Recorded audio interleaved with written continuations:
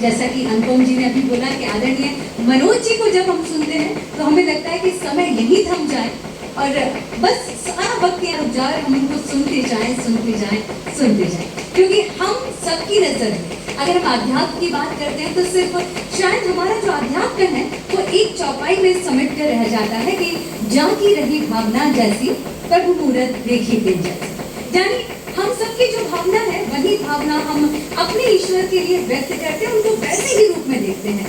लेकिन आदरणीय मनोज जी जब उसका व्याख्यान करते हैं तब हमको पता चलता है कि हमारे अंदर कितनी चीजें छुपी हुई हैं। कहीं ना कहीं उनको सुनकर हमको ये भान होता है कि क्या हम अपने आप को भी इतने अच्छे से नहीं जान रहे जितनी अच्छी व्याख्या वो हमारे लिए कर रहे हैं। एक बार जोरदार तालियां। बहुत ही कम शब्दों में मैं आदरणीय मनोज जी को मंच पर आमंत्रित करना चाहूंगी और इस मंच की एक बार पुनः शुभ करना चाहूंगी। आदरणीय मनोज जोरदार तालियां।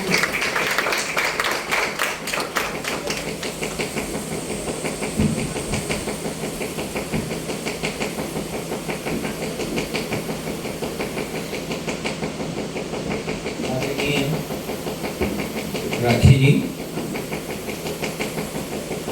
चौकसे जी, संस्कार भारती के सभी सदस्यों, बच्चों, सबसे पहले तो मैं इस बात के लिए आभार प्रकट करता हूँ कि संस्कार भारती ने मुझे बुलाना जरूरी समझा। अभी पूर्वा कह रही थी कि युवाओं को ही क्यों टारगेट किया जाता है, तो वो इसलिए किया जाता है कि और सारी बातों के अलावा जो उन्होंने कही कि आज देश में 25 साल से कम उम्र के जो लोग हैं वो हमारी जनसंख्या का 50% और 35 साल से कम उम्र के जो हैं वो हमारी जनसंख्या का 65%। भारत की जो औसत आयु है वो 29 वर्ष है, तो युवा भारत है।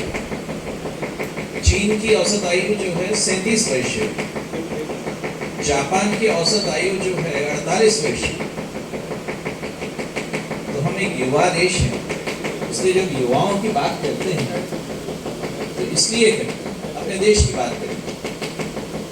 अब जो विषय था युवा, आध्यात्मिकता और सोशल मीडिया, तो मुझे लग रहा था कि ये कुछ थोड़ा है ऐसा, सोशल मीडिया और आध्यात्मिकता को हम लोग एक दूसरे के द्वैत में देख रहे हैं, युवा और आध्यात्मिकता को भी हम लोग एक दूसरे के द्वैत में देख रहे हैं। हमें लगता है कि जैसे आध्यात्मिकता जो है बड़े बूढ़े होने की चीज़ है और जो सोशल मीडिया है उसको तो हम लोग एक तरह से कहना चाहिए कि डायरेक्टली उसके अपोजिट ही मानते हैं आध्यात्मिकता की, क्योंकि आध्यात्मिकता है आदि मूल और सोशल मीडिया है कंटेम्परेरी आधुनिक। आध्यात्मिकता है सनातन, सोशल मीडिया है समसामयिक। आध्यात्मिकता है ईश्वर और आत्मा के बीच में, यानी आत्मा और परमात्मा के बीच में सीधा संवाद। वो कहते हैं कि there is between God and the soul, between God and the soul there is no between. कि आत्मा और परमात्मा के बीच में कोई बीच में नहीं है। और सोशल मीडिया तो मीडिया है, मीडिया का मतलब ही होता है बीच में होना। तो सोशल मीडिया बाहर की आवाज है और आध्यात्मिकता अंदर की आवाज है। आध्यात्मिकता की प्रकृति है शुरू से अभी तक वही रही आई, लेकिन सोशल मीडिया ने पता नहीं कितने रूप बदले। पहले कभी आर्कुट हुआ करता था, फिर फेसबुक हुआ, फिर ट्विटर आया, फिर इंस्टाग्राम आया, यूट्यूब आया, पता नहीं क्या क्या चीजें आ गई। तो एक तो हम लोग ये विरोध मानते हैं आध्यात्मिकता और सोशल मीडिया के, और दूसरा विरोध हम लोग ये मानते हैं कि ये युवा और आध्यात्मिकता की बात, यानी वो एक शायर थे, वो कहते थे कि ये मस्ती भरी शाम सुहानी उठा के ला, जब मैं कदे से मेरी जवानी उठा के ला। तो हमें लगता है कि ये सब मस्ती की चीज है युवावस्था, हाँ हमें इन सब चीजों में पढ़ना। और मेरी एक बहुत पहले की कविता थी, उसमें मैंने ये कहा था कि एक तरफ नशे में डूबे युवा हैं, दूसरी तरफ रक्त के प्यासे, आतंकवाद का दौर था वो। एक तरफ नशे में डूबे युवा हैं, दूसरी तरफ रक्त के प्यासे, इन दोनों से दूर कहीं एक मेरी यौवन का घर है, जिसमें तुम हो, ऋतु है और ईश्वर है।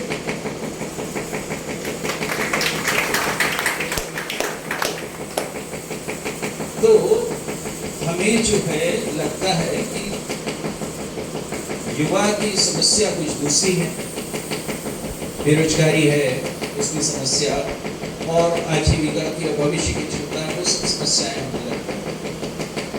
और आध्यात्मिकता हमें लगती है कि कोई दूसरी ही चीज है। और जैसे जैसे शिक्षा प्रणाली जो है वो हमारे भविष्य का निर्धारण करने में इनफेक्चुअल हो रही है, तो वैसे वैसे ये अविश्वास और बढ़ रहा है। वो कहते थे अकबर इलाहाबादी, ख्वाहाने नौकरी न रहे तालिबानी इल्म, ख्वाहाने नौकरी, नौकरी की ख्वाहिश रखना, तालिबानी इल्म हमारे विद्यार्थी, ख्वाहाने नौकरी न रहे तालिबानी इल्म, कायम हुई है राय अहले शुरू की, कॉलेज में मच रही है धूम पास पास की, ओहदों से आ रही है सदा दूर दूर। तो उसके कारण एक नैराश्य, और उस नैराश्य को हम लोगों से भी बहुत पहले, शायद आपसे भी बहुत पहले, एक फिल्म आई थी नई उम्र की नई फसल, युवाओं पर आई थी। तो उसमें उसका नायक जो है इसी निराशा में एक गीत गा रहा है, और उसमें वो कह रहा है कि हाथ थे खुले कि जुल्फ चांद की सवार दो, हाथ थे खुले कि जुल्फ चांद की सवार दो, ओंठ थे मिले कि हर बहार को पुकार दो, दर्द था दिया गया कि हर दुखी को प्यार दो, और सांस यूं कि स्वर्ग भूमि पर उतार दो। हो सका न कुछ मगर सांझ में गई सहर, वह उठी लहर की ढह गए किले बिखर बिखर, और हम डरे डरे नीर नयन में भरे, ओढ़ कर कफन पड़े मजार देखते रहे, कारवां गुजर गया बहार देखते रहे। तो हम लोगों को लगता है कि युवा की चिंता जो है, युवा यौवन के जो इश्यूज हैं वो दूसरे हैं, और यौवन में जो है आध्यात्मिकता नहीं आ सकती। तो ये हम लोगों ने अपना जो कहना चाहिए कि द्वैत का एक दूसरा वो खड़ा कर लिया, जबकि वस्तुस्थिति देखो तो ऐसा नहीं है। एक तो भारत में मुश्किल ये है कि यही पीढ़ी है और इसके पहले के एक आधो पीढ़ी होगी। अभी 3 पीढ़ी पहले तो भारत में मैं कहता हूँ कि युवा होते ही नहीं थे। आपका बचपन होता था और फिर बाल विवाह हो जाता था, तो आप गृहस्थ हो जाते थे, युवा होने का तो मौका ही नहीं आता था। अब आने लगा है युवा होने का आनंद या युवा होने की चुनौती, वो सब जो है अब लेते हैं। लेकिन बहरहाल जो मैं बात कर रहा था वो आध्यात्मिकता और युवाओं के इसकी, तो कभी आपने सोचा है कि आध्यात्मिक गवेषणा जो है वो उसका कोई उम्र नहीं होती।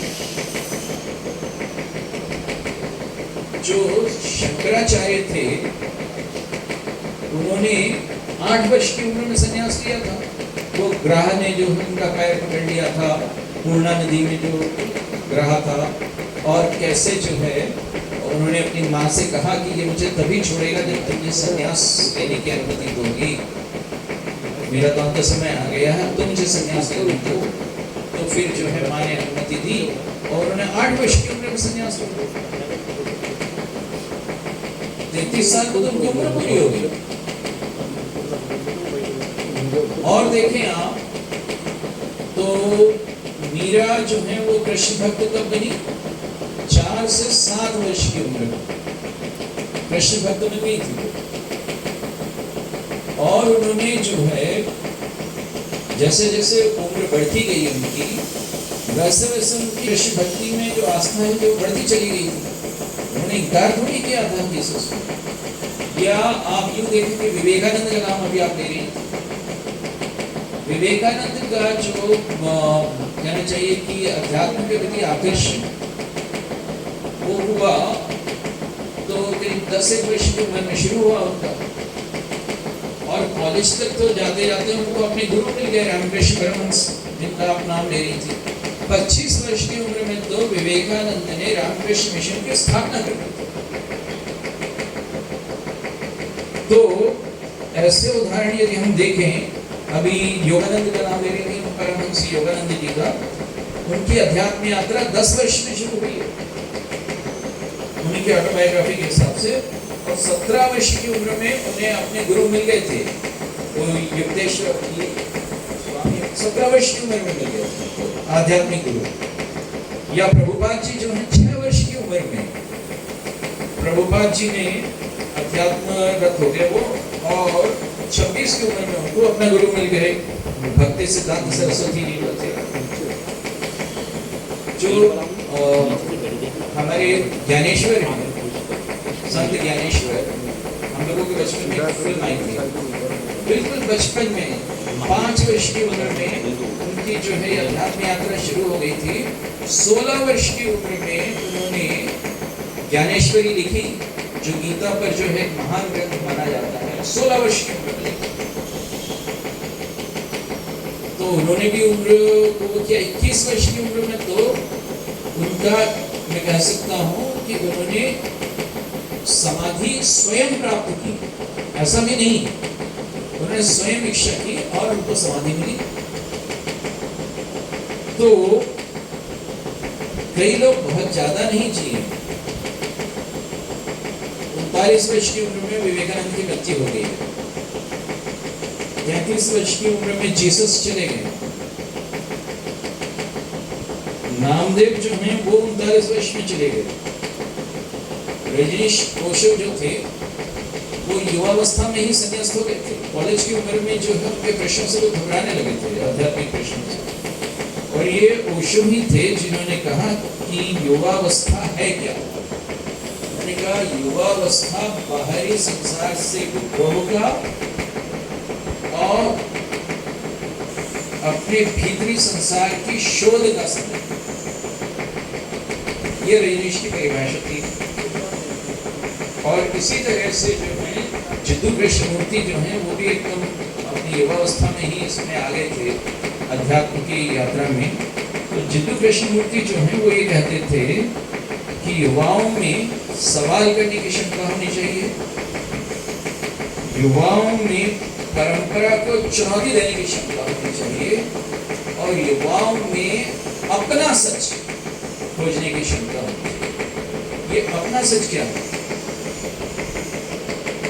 क्या सच भी जो है मेरा और पराया होता है?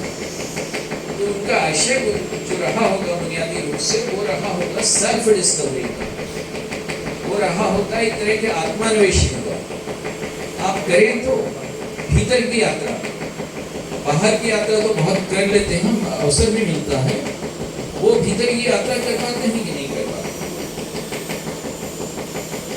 अब मैं देखता हूँ कि इन दिनों जो है सोशल मीडिया पर, क्योंकि मैं तो फेसबुक पे रहता हूँ और बहुत सारे जो है उसको फॉलो करता रहता हूँ, तो मैं देखता हूँ कि बहुत बड़ी संख्या जो है ऐसे युवाओं की है जो सोशल मीडिया पर अपना परिचय जो दे रहे हैं वो या तो मिस्टिक की तरह दे रहे हैं, रहस्यवादी, या स्पिरिचुअल की तरह दे रहे हैं, आध्यात्मिक। युवा लड़के हैं, युवा लड़कियां हैं, लेकिन वो सोशल मीडिया पे जो अपना फेसबुक अकाउंट या दूसरे उसमें जो अपना स्टेटस डाल रहे हैं वो इस तरह से डाल रहे हैं अपना परिचय।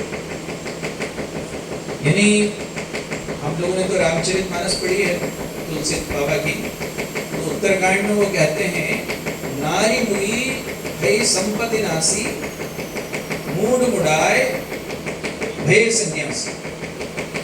कि स्त्री की मृत्यु हो गई, घर संपत्ति नष्ट हो गई, मुंडन करा लिया अपना, वो सन्यासी बन गए।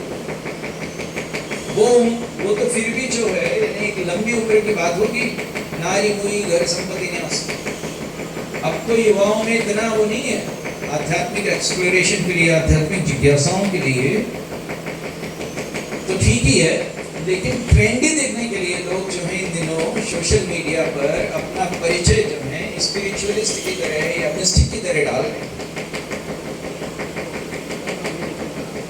फिर भी जो कुछ उसमें स्वागत बात है, मैं तो वो देख रहा हूँ उसके पॉजिटिव से, क्योंकि लोग कंडेम तो बहुत आसानी से कर देते हैं युवाओं को। जो उसकी पॉजिटिव बात ये है कि वो अपने आप को किसी संगठित मजहब की जगह, किसी ऑर्गेनाइज्ड रिलीजन की जगह वो अपने आप को अपनी पर्सनल स्पिरिचुअल जर्नी को जो है महत्व दे रहे हैं, जो उनकी खुद की जो आध्यात्मिक यात्रा है उसको महत्व दे रहे हैं। यानी अभी एक सर्वेक्षण हुआ था, मैं देख रहा था उस सर्वेक्षण को, इसी साल हुआ है। उस सर्वेक्षण में उन्होंने ये कहा है कि जो जेन जी कहलाती है ना, सुना है ना जेन जी के जो हैं 40 से 50% युवा जो हैं इन दिनों अपने परिचय में लिख रहे हैं स्पिरिचुअल बट नॉट रिलीजियस। आध्यात्मिक है, धार्मिक नहीं। रिलीजियस धार्मिक भी नहीं है, रिलीजियस तो सही है, मजहबी। तो वो अपने आप को यूं लिख रहे हैं, उसका मतलब क्या है, वो चाह क्या रहे हैं, हम आध्यात्मिक हैं, धार्मिक मजहबी नहीं है। यानी हमें जो है सत्य के प्रति एक निजी व्यक्तिगत जिज्ञासा है, लेकिन किसी डॉगमा में नहीं है। हम किसी कहना चाहिए रूढ़ी के कारण जो है नहीं मान रहे। इसलिए नहीं मान रहे हम कि किसी सांस्थानिकता के प्रति हमारा कोई विशेष आग्रह है। अंततः मजहब जो है तरह का संस्थानिकता है, इंस्टीट्यूशनलाइजेशन, कि भैया ये किताब है, ये प्रॉफिट है, ये सब इंस्टीट्यूशनलाइजेशन, संस्थानीकरण। लेकिन आज का युवा जो है वो संस्थानीकरण को नहीं मानता था, वो अपने जो निजी जिज्ञासाओं की पूर्ति चाहता है। और आप देखिए तो हमारी जो है भगवद गीता में भगवान कृष्ण ने टिपिकली अध्यात्म का यही रूप बताया। वो जो उसमें आता है ना भगवद गीता में, सर्वधर्मान परित्यज्य मामेकं शरणं व्रज अहं त्वा सर्व पापेभ्यो मोक्षयिष्यामि मा शुचः। कि सारे धर्मों का परित्याग करके तू मेरी शरण में आ, मैं तुझे सभी पापों से मुक्त करूं। ये कृष्ण का अभिवचन है। तो क्या कह रहे हैं, सभी धर्मों का परित्याग करेंगे। आप कोई इंस्टीट्यूशनल सपोर्ट नहीं लो, ये आपकी निजी यात्रा है अध्यात्म की तरह। आपको चलकर आना है शरण में, पैर तो आप ही को बढ़ाने होंगे। तो वो बात है कि प्रामाणिकता के बाद, ऑथेंटिसिटी के बाद आपके भीतर वो लॉ लगी है कि नहीं लगी है, वो देखने की बात है। उससे आध्यात्मिकता प्रतिफलित होती है। और आज का युवा जो है इस बात का परिचय दे रहा है, वो लिखकर कि I am spiritualist but not religious. तो वो एक मुझे स्वागत बात है। दरअसल वो क्या है, आज का युवा जो है वो देखता है उसके आसपास बहुत सी वस्तुएं हैं। इनफैक्ट गैजेट्स इतने सारे, तरह तरह के गैजेट्स हैं। Now a gadget cannot capture what a soul has. आत्मा के पास जो है वो गैजेट कोई कैप्चर नहीं कर सकता। देखिए वो देखता है अपने आसपास ये वस्तुवाद, ये मटेरियल, ये मटेरियलिज्म, वो सब देखता है। तो जितना जितना वो देख रहा है उतना उतना उसके भीतर का शून्य जो है और प्रबल हो रहा है। उस युवा के मनोविज्ञान को परखिए आप, वो उसके भीतर जो है एक तरह का जो वो देख रहा है कि कहीं कोई शून्य है मेरा जो बहरा रहा। और इसलिए सोशल मीडिया पर उसकी तलाश जारी है। वो आध्यात्मिक अन्वेषण भी कर रहा है बार बार। वो तलाश यूं है कि एक स्टडी में अभी जो मैं देख रहा था, वो बता रही थी कि टिकटॉक की डाटा एनालिसिस की थी उस स्टडी ने, तो उसमें पाया कि 60 से 70% युवा जो हैं टिकटॉक पर स्पिरिचुअल कंटेंट ढूंढ रहे हैं, आध्यात्मिक अंतर वस्तु। और जब वो ढूंढ रहे हैं तो उनके सामने कई तरह के परिप्रेक्ष्य आ रहे हैं, क्योंकि सोशल मीडिया तो सीमलेस है, तो उसमें कई तरह के परिप्रेक्ष्य सामने आते हैं। और जो है एक तरह का जिसे कहते हैं स्पिरिचुअल ब्राइकोलॉज, वो तैयार हो रहा है। स्पिरिचुअल ब्राइकोलॉज यानी एक तरह की आध्यात्मिक खिचड़ी मिश्रण। तो उसमें उसको सनातन का औदार्य भी अच्छा लग रहा है, तो उसमें उसको जो है बुद्धिज्म की जो है वो ध्यानावस्था जो है बुद्ध की वो अच्छी लग रही है, उसे सूफियों का रहस्यवाद अच्छा लग रहा है। तो एक खिचड़ी तैयार हो उसके मन में। अब लेकिन क्या है, जो आध्यात्मिकता है वो खिचड़ी से नहीं संभव होती, उसमें संभ्रम है, कंफ्यूजन है। वो युवा का जो है संभ्रम भी आध्यात्मिक संभ्रम है, इसलिए स्वागत है, लेकिन वो दूर करना होगा, क्योंकि ऐसे लक्ष्य नहीं मिलता। लक्ष्य मिलने के लिए वो जो हरिवंश राय बच्चन ने कहा था ना, वो बात सच है। मंदिरालय जाने को घर से चलता है पीने वाला, किस पथ से जाऊं असमंजस में है वो बोला हाला। अलग अलग पथ बतलाते सब, किंतु मैं ये बतलाता हूं, राह करूं एक चला चल आ जाएगा,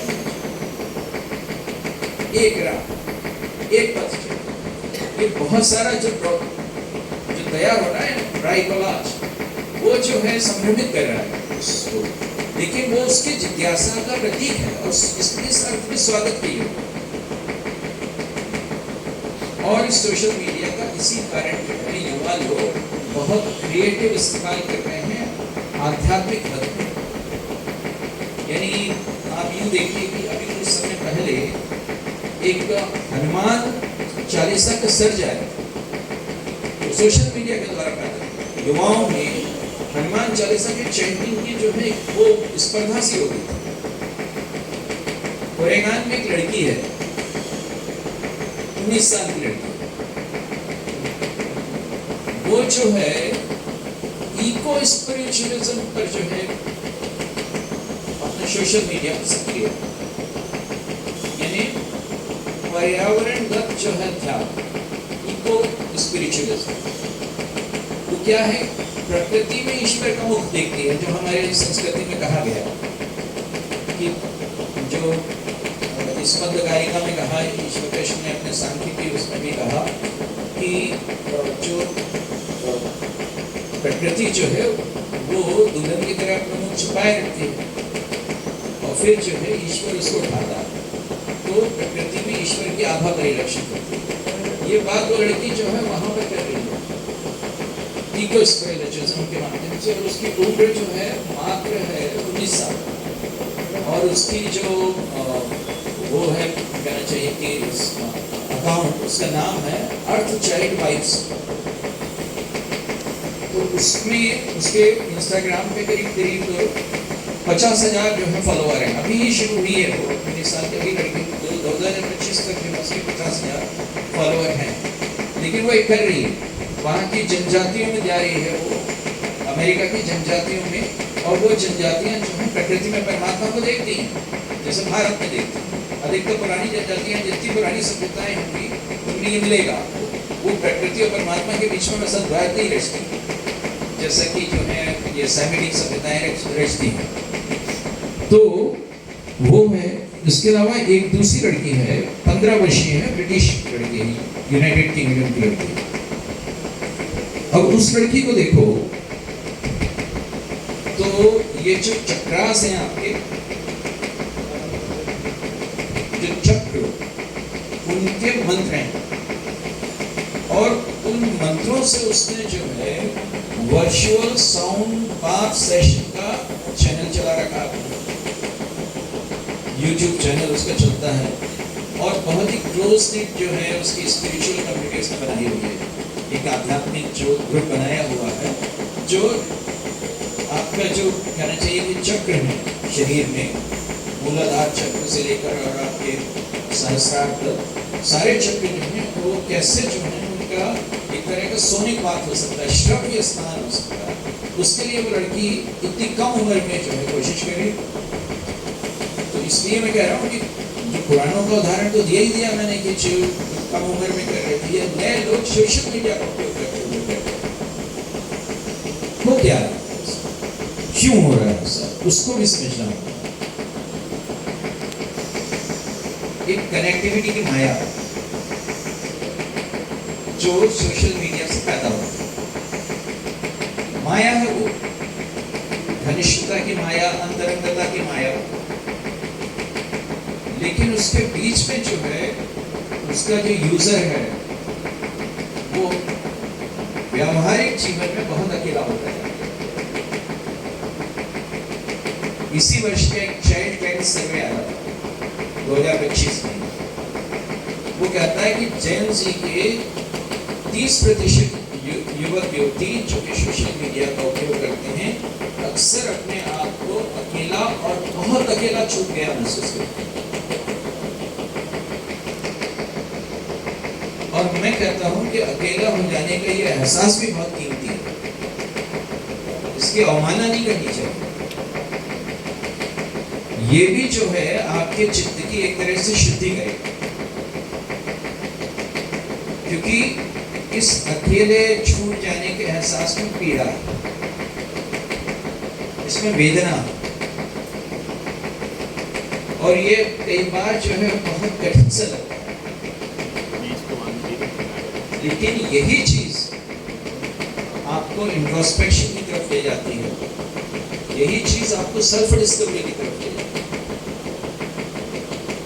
तो अब तो हालांकि मेडिटेशन के सत्र होने लगे हैं और कंबाइंड सत्र करते हैं लोग बात, लेकिन असल में देखें ना तो संबोधि जब भी प्राप्त हुई है, मेडिटेशन जब भी प्राप्त किया गया है, तो सॉलिटरी मेडिटेशन हुआ है, तभी संबोधि प्राप्त हुई है, तभी एनलाइटनमेंट हुआ है। बुद्ध जो है उनको सॉलिटरी मेडिटेशन के समय ही जो है उनको ज्ञान मिला, भीड़ में नहीं मिला। जीसस जो है 40 दिन तक अकेले रहे थे मरुस्थल में, 40 दिन तक, तब जाकर उनका एनलाइटनमेंट हुआ। लाओ से जो है वो सोसाइटल डिके का जो है शिकार हो गया था, तो उसका मुंह बंद हो गया था, समाज में क्षय हो रहा था, उससे उसका मुंह बंद हो गया था, सब कुछ त्याग के वो चला गया पहाड़ियों में। और फिर जो है उसको सबसे संबंध काटकर अकेला हो गया, तब उसको संबोधि मिली। रमन महर्षि 16 वर्ष की उम्र में जो है तिरुवन्नामलाई के अरुणाचल पर्वत में चले गए, 16 वर्ष की उम्र में युवा, और कई वर्ष वहां पर उन्हें अकेले बिताए। तो सेल्फ के रियलाइजेशन के लिए ये जो अकेलेपन का भाव है ना, ये बहुत इंटीग्रल भाव है सेल्फ रियलाइजेशन के लिए, आत्म जागृति के लिए। यदि जो है सोशल मीडिया की सतह के नीचे देखें ना, तो एक बड़ा खतरनाक यथार्थ है। ऊपर से तो सोशल मीडिया जो है वो है, लेकिन सतह के नीचे का जो यथार्थ है वो फेक कनेक्शन का यथार्थ है। वो जो आप भी बता रहे थे, वो कनेक्शन सारे के सारे फेक हैं। ऐसे देखा जाए तो बहुत सारे फ्रेंड्स हैं सोशल मीडिया में आपके, लेकिन वो फ्रेंड्स ऐसे ही हैं जैसे कि वो स्नोफ्लैक्स होते ना, बर्फ के ढेले, तो गिरते तो हजारों की संख्या में,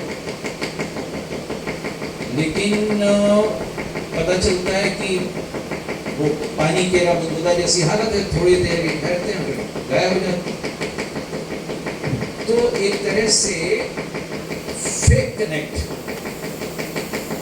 नकली संबंध, वो जो है सोशल मीडिया का एक कड़वा यथार्थ है। पहले तो जो लोग जो हैं जब घर से दूर प्रदेश चले जाते थे तो लगता था कि घर से संबंधों से दूर हुए हैं।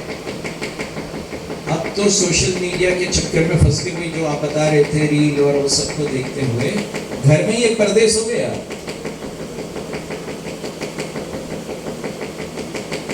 तो ये जो कनेक्टिविटी की माया है ये सोशल मीडिया का यूजर समझता है, युवा यूजर और ज्यादा अच्छी तरह से समझता है इसका।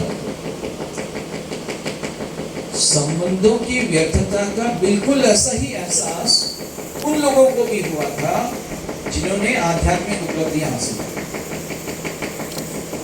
बुद्ध जब चले गए तो सबको छोड़ छाड़ के सारे संबंधों को छोड़ के बुद्ध कैसे चले गए? कैसे जो है कबीर ने कहा, और ये मध्यकाल में ये शब्द बहुत आता है, दारा सुत। दारा मतलब पत्नी है ना, और स्त्री, और सुत माने लड़का।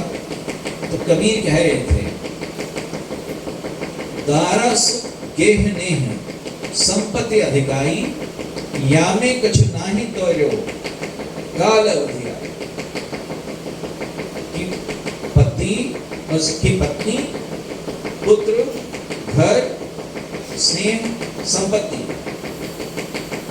इसमें कुछ तुम्हारा नहीं है। धरणीदास कह रहे थे नहीं मात पिता परिवारा नहीं बंधु सुखा सुखदार, कि ये सब चीजें नहीं है हमारे। और नानक कह रहे थे धन दारा संपत्ति सकल जिन्हें अपनी गरिमान इनमें कुछ संगी नहीं नानक साची जान। तो ये सब लोग भी संबंधों की व्यर्थता के बारे में वैसा ही पहचाने थे जैसे आज का युवा जो सोशल मीडिया पर सक्रिय है वो देख रहा है कि ये जो उसके इतने सारे फ्रेंड्स बने आ रहे हैं जिनकी लाइक पर और जिनके उस पर उसका ईगो चलता है और जो भी शांत होता है, ये सब भी उसी व्यर्थता के एहसास से गुजर रहे हैं। दुर्गा सप्तशती आप में से यदि किसी ने पढ़ी हो तो उसमें देखा होगा कि राजा सूरत की कहानी आती है और एक वैश्य की कहानी आती है। वो भी अपने अपने जो संबंध हैं उनके संबंधियों ने कैसे उन्हें धोखा दे दिया, उन्हें छल कर दिया, उससे गुजर रहे वो। तो आज के युवक युवतियों को भी सोशल मीडिया में जो है उसी तरह का एक मोहभंग हो रहा है उथले और सतही संबंधों का, और वो भी एक तरह के सर्च फॉर मीनिंग में है। वो भी जीवनार्थों की जो है खोज करना चाहता है। जीवन का अभिप्राय क्या है, मतलब क्या है इस जीवन में, और अपने होने की जो मूल पहचान है वो क्या है। ये प्रश्न जो है आज के युवा के मन में उठ रहे हैं। 2024 में यूथ एंड सोसाइटी है वेबसाइट, उसकी स्टडी है और वो स्टडी ये बताती है कि 65% युवक जो हैं, युवतियां, वो सोशल मीडिया पर वैल्यू बेस्ड जो है स्पिरिचुअलिटी के कंटेंट ढूंढ रहे हैं। यानी उनको स्पिरिचुअलिटी के साथ साथ वैल्यूज का भी भान है, उस पर ध्यान दे रहे हैं। और आध्यात्मिक अनुभव के लिए जो है आजकल सोशल मीडिया पर कई प्रयोग चल रहे हैं। मैंने हनुमान वाला तो जिक्र किया ही। एक चल रहा है ब्रेथ वर्क, यदि आप उसको देखो वो प्राणायाम है, चल रहा है विदेशी हैंडल, लेकिन प्राणायाम आपका जो है एक ग्रेटिट्यूड जर्नलिंग का चल रहा है। उसमें कृतज्ञता स्मरण है कि आपके आध्यात्मिकता को गहरा करने के लिए कि आप शिकायत के भाव से तो बहुत भरे रहते हैं, कृतज्ञता का भाव है।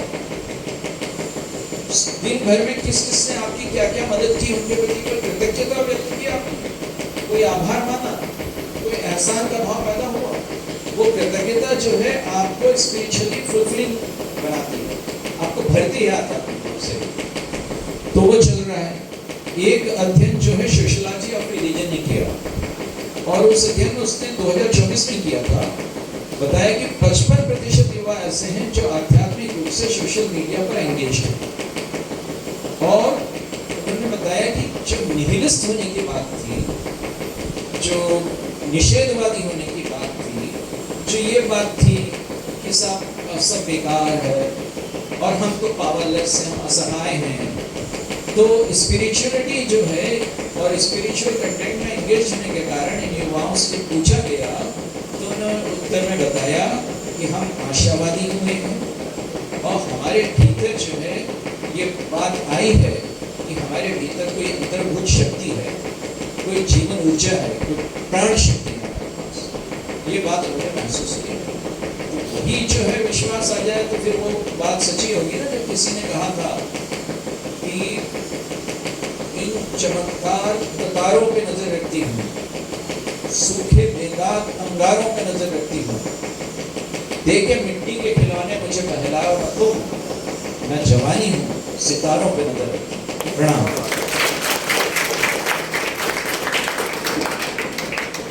बहुत बहुत धन्यवाद सर। और निश्चित रूप से हम ये कहेंगे कि ये विषय ऐसे हैं और हमारे पास हमारे बीच बैठे चिंतक और विचारक ऐसे हैं जिनको जितना भी सुना जाए, जितना भी जाना जाए, उतना हमेशा सदैव कम ही रहता है। बिल्कुल सही कहा सर ने कि अध्यात्म एक दर्शन है, चिंतन धारा है, विद्या है, हमारी संस्कृति की परंपरा विरासत है, ऋषि मनीषियों का चिंतन का अनुभव है, उपनिषदों का दिव्य प्रसाद है। अगर बात की जाए तो आत्मा, परमात्मा, जीव, माया, जन्म, मृत्यु, पुनर्जन्म, सृजन, प्रलय की एक अबूझ पहेली है। और बिल्कुल सही कहा कि हम सबके लिए अध्यात्म की अगर बात की जाए तो बिल्कुल सबके लिए एक अलग मायने रहते हैं, क्योंकि अगर यहाँ विद्यार्थी रहते हैं, जब भी हमारे एग्जाम्स होते हैं, हम देखते हैं, हम हमेशा सोचते हैं पढ़ा हो या ना पढ़ा हो, लेकिन 2 अगरबत्ती से भगवान जरूर प्रसन्न हो जाएंगे और हमको जो है वरदान जरूर दे देंगे, बेटा जाओ आज पेपर जरूर अच्छा जाने वाला है।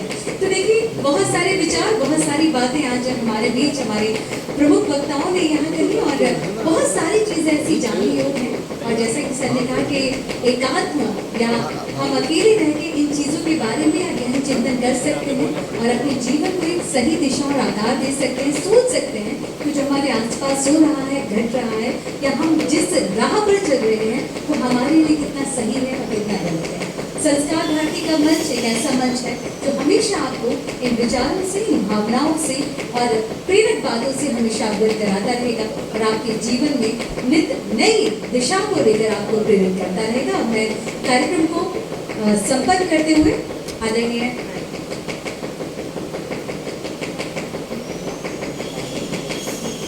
आदरणीय केजी पाठक जी को यहाँ मंच पर आमंत्रित करना चाहूंगी कि आभार व्यक्त कर आज के इस हमारे कार्यक्रम का विधिवत समापन करें।